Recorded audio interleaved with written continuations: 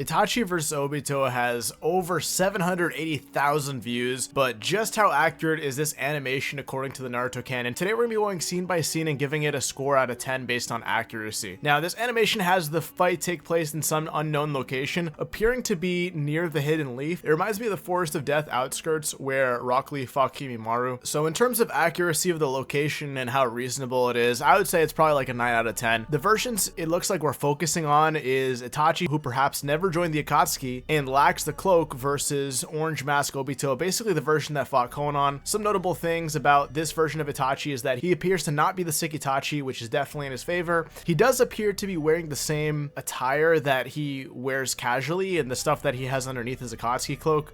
It seems like the beginning of this animation starts out with him on a mission, so I feel like he'd more likely be wearing his Anbu clothes or something else, so I'd probably say like a 6 out of 10 in terms of what he would likely be wearing. But the fight itself opens up pretty accurately, with Obito phasing and materializing through trees and through kunais thrown at him, and we have a high-speed kunai clash where Obito tries to suck in Itachi into the Kamui dimension, but it turns out to be an illusion where Obito appears behind Itachi and says that he can see through his illusion. Now, this seems highly accurate because illusions are Itachi's specialty and primary way of attacking opponents, especially at the beginning of fights. Even against other Sharingan users, fights the same way against Sasuke, and they go back and forth with Sasuke appearing behind Itachi's chair and stabbing him while Zetsu's watching the entire thing, and to him they're not even moving at all. So in terms of the opening of the fight, pretty much 10 out of 10. Itachi also goes straight for the head with the kunai. I mean, going for a merciless quick gesture like this for the head is highly accurate because, as we know, Itachi has always been a prodigy, even being a member of the Anbu Black Ops at 11 years old. Unfortunately for him, he was going against an Obito who at 13 killed an entire platoon of hit and missed Anbu. So 10 out of 10 here. Itachi utilizes a fire style Phoenix flower jutsu, which is also one of Itachi's go-to attacks, and he also uses it as an Edo Tensei and during his time as an Akatsuki. 10 out of 10 there. During the course of the fight, Itachi begins to piece together how Obito's intangibility works, stating that it's evadable. While I'm not sure that evadable is the right word to use here, there is a way around Obito's intangibility as stated by Konan, which is that he cannot stay intangible for more than 5 minutes at a time, and he has to materialize. Although Itachi didn't piece this together entirely, it's still accurate that he would be learning and evolving as the fight proceeds, so probably 8 out of 10 here in terms of accuracy. Something pretty cool about this animation is that they try to give an incentive for this encounter being about the discussion of the Uchiha clan massacre and allowing Sasuke, or Itachi's little brother, to survive. This was completely canon and pretty much how events unraveled, but originally Obito had no issue letting Sasuke survive, but in this what if scenario, that seems to be the stumbling block. Itachi exclaims that he wants Sasuke to survive the massacre, and Obito's pretty much like, are you gonna stop me? Like what are you gonna do about it if I don't? So they both have a clash with fire style jutsu. Obito uses a fire style jutsu that he does use in the anime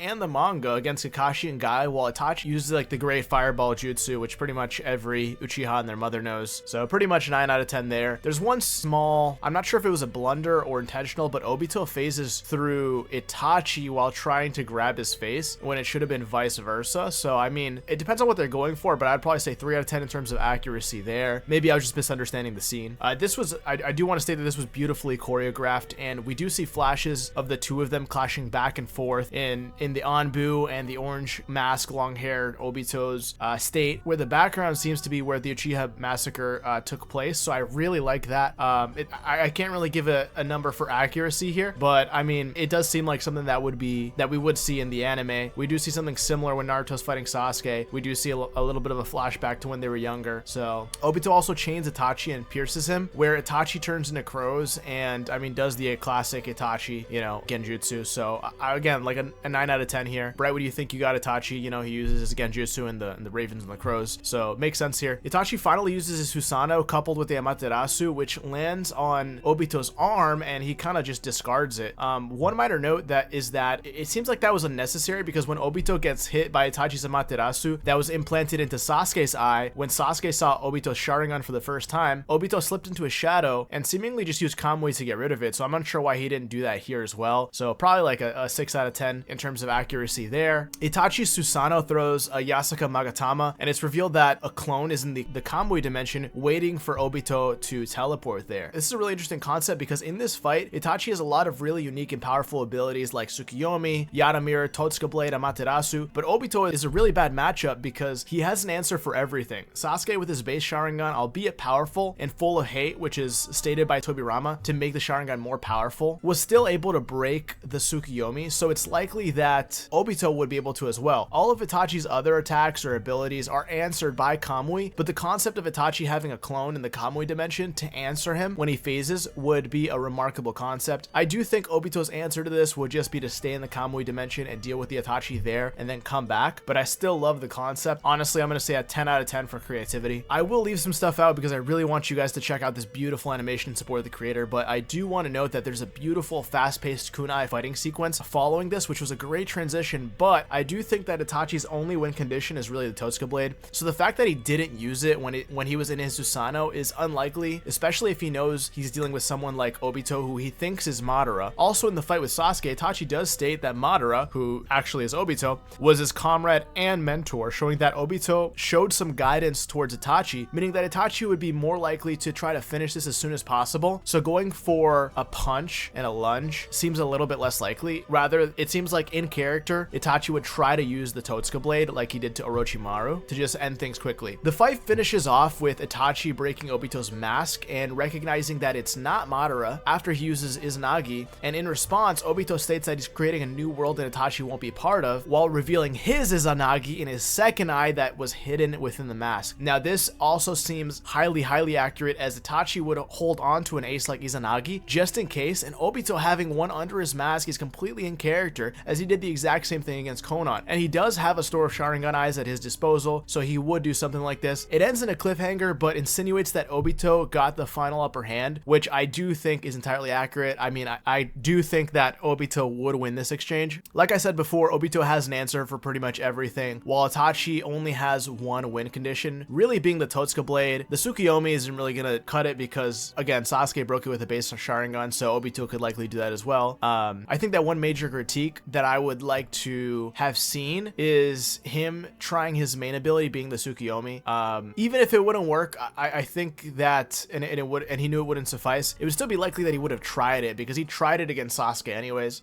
Besides that, the animation was beautiful, and I have to say, honestly, it's a 9 out of 10 in terms of accuracy, in my opinion, but let me know what you guys think down below. Also, don't forget to drop a like, comment, sub, as well as joining our Discord server if you guys agree or disagree with my conclusion, or you guys want to debate, and I'll catch you in the next one.